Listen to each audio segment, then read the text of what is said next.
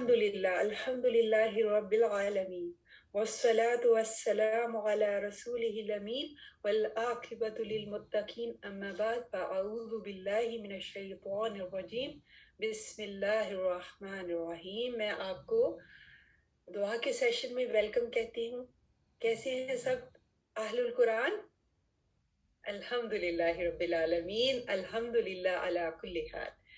آج کی خوبصورت حفاظت کی دعا دیکھتے ہیں، اس کا ترجمہ دیکھتے ہیں۔ اے اللہ، بے شک میں عذاب قبر سے تیری پناہ میں آتی ہوں۔ اے اللہ، بے شک میں آگ کے عذاب سے تیری پناہ میں آتی ہوں۔ اے اللہ، میں ظاہری اور باطنی فتنوں سے تیری پناہ میں آتی ہوں۔ اے اللہ، بے شک میں اس کانے دجال کے فتنے سے تیری پناہ میں آتی ہوں جو بہت بڑا جھوٹا ہے۔ تو یہ مانگنے کی چیزوں میں سے آپ دیکھیں گے کہ یہ بہترین دعا ہے جس کو ہم اپنی صبح شام کے اذکار میں حفاظت کی دعاؤں میں شامل کریں۔ اس میں 4 چیزوں سے پناہ مانگی گئی ہے، اور سب سے پہلے ہم دیکھتے ہیں عذاب قبر۔ عذاب قبر، قبر کا جو عذاب ہے نا، وہ آخرت کی جو منزل ہے، آخرت کی منازل میں سے سب سے پہلی منزل کا کیا ہے؟ قبر۔ تو جس نے اس سے نجات پالی، اس نے اگلی ساری منزلوں سے اس کے لیے آسان ہو جائیں گی، اور جس نے اس سٹیپ پہ اس منزل پہ نجات اس کے لیے کچھ مشکل ہو گئی تو پھر اگلی منزلیں بھی اس کے لیے مشکل ہوں گی۔ یہ ترمذی کی حدیث ہے۔ آپ صلی اللہ علیہ وآلہ وسلم نے فرمایا، میں نے قبر سے زیادہ سخت اور گھبراہٹ والی کوئی اور جگہ نہیں دیکھی۔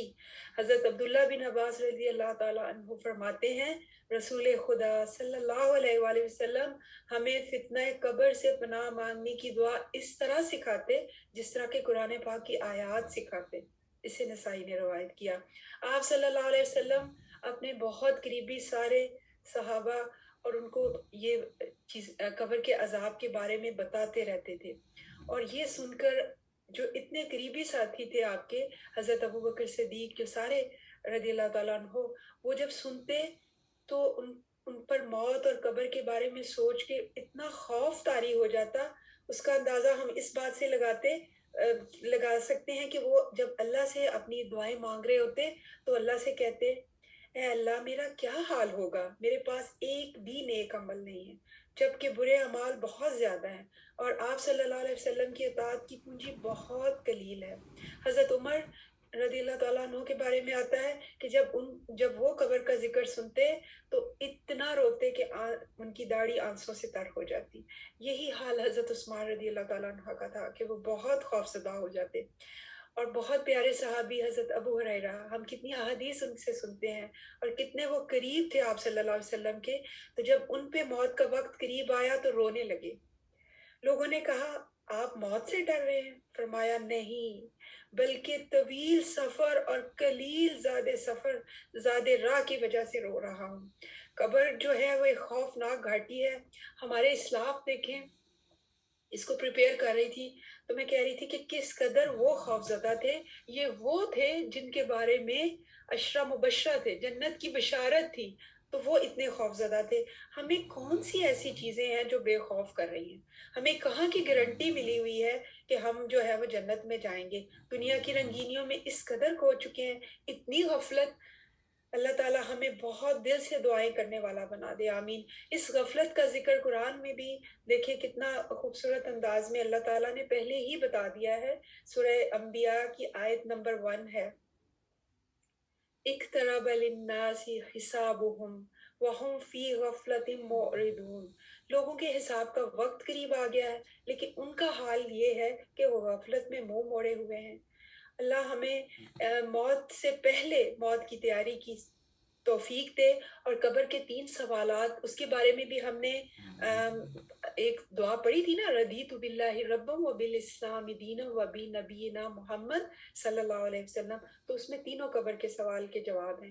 تو کیا مطلب اس کے حوالے سے ہمیں تیاری کرنی ہے، اور سب سے پہلا کام جو کرنا ہے وہ یہ ہے کہ علم حاصل کرنا ہے اور اللہ کا بے پناہ شکر ادا کرنا ہے آج کے ہم قرآن کی مجلس میں ہیں، ہم قرآن کے ساتھ جڑنے والے ہیں، کیونکہ اللہ سبحانہ تعالیٰ خود فرماتے ہیں نا، سورہ فاتر کی آیت نمبر 28 ہے، انما یخشى اللہ من عبادہ علماء، کہ بے شک اللہ تعالیٰ کے جو بندے ہیں نا وہی اللہ کے بندے علم والے ہی اللہ سے ڈرتے ہیں۔ علم آتا جاتا ہے، بندے کو شعور آتا ہے، اسے اپنی خامیاں نظر آتی ہیں کہ اور وہ علم روشنی ہے نا، جس طرف کا ہم وہ روشنی پڑتی ہے ہمیں چیزیں کلیئر نظر آنے لگتی ہیں۔ اور دوسرا کام کرنا ہے موت کی یاد۔ موت کی یاد ایک ایسی چیز ہے جو آپ کے عقیدے آخرت کو بہت درست کرتی ہے۔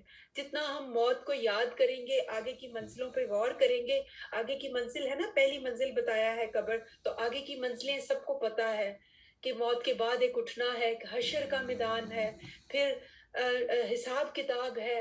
تو یہ ساری چیزیں جو ہیں ان منزلوں پہ غور کرنا ہے۔ اللہ سبحانہ تعالیٰ جب فائنل ہمارے بارے میں ڈیسیجن ہو جائے تب تک صبر نہیں کرنا، بہت دعائیں کرنی ہے۔ اور پھر عذاب النار، اور کیا کرنا ہے قبر کے عذاب سے بچنے، کیونکہ یہ پہلی منزل ہے تو اس پہ میں تھوڑی زیادہ بات کر رہی ہوں اور اس پہ ہمیں زیادہ فوکس کر کے کام کرنا ہے کہ ہمیں سورہ ملک پڑھنی ہے رات کو، پھر ہمیں کلمے والی زندگی گزارنی ہے، اور قرآن کا ساتھی جو قبر میں سب سے زیادہ ہمیں خوبصورت دوست کی شکل میں ہمارے سامنے آئے گا۔ پھر آ جاتی ہے بات عذاب النار۔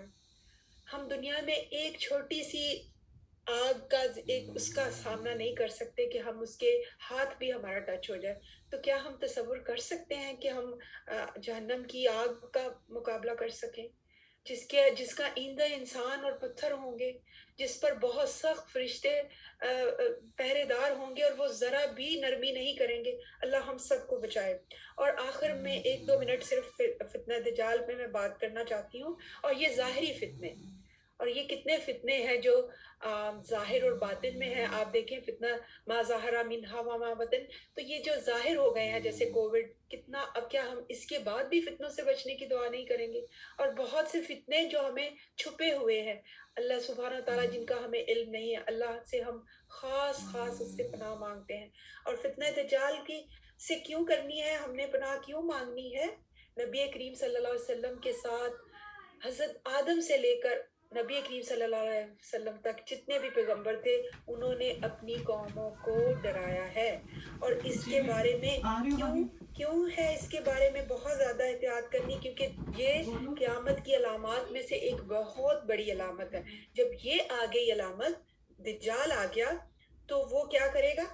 کیا ہوگا کہ دعا قبول نہیں ہوگی، توبہ قبول نہیں ہوگی، ایمان لانا فائدہ نہیں دے گا۔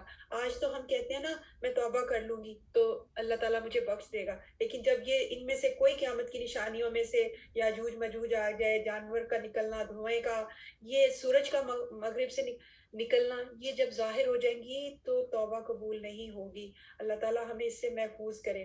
اور اس کے بارے میں یہ جو ہے دعا، اس کو ہم نے صبح شام اپنا ساتھی بنانا ہے۔ اور دجال کے بارے میں بہت زیادہ لیکچرز ہیں، آپ ضرور سنیے گا، کیونکہ جتنا زیادہ ہم اویئر ہوں گے اتنا زیادہ ہم اس سے اپنی اولادوں کو بھی اور خود کو بھی بچا سکیں گے۔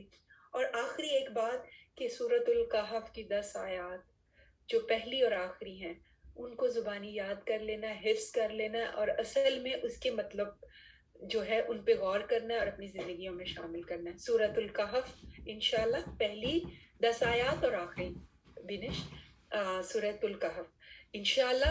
اللہ تعالیٰ مجھے اور آپ سب کو ان فتنوں سے بچنے کی توفیق دے۔ میرا خیال میں اس دور میں سب سے زیادہ بچنے کی ضرورت ہے، اور اللہ آپ کا اور ہم سب کا حامی و ناصر ہو۔ اب انشاءاللہ آپ کے آپ کو گروپس میں بھیجا جائے گا۔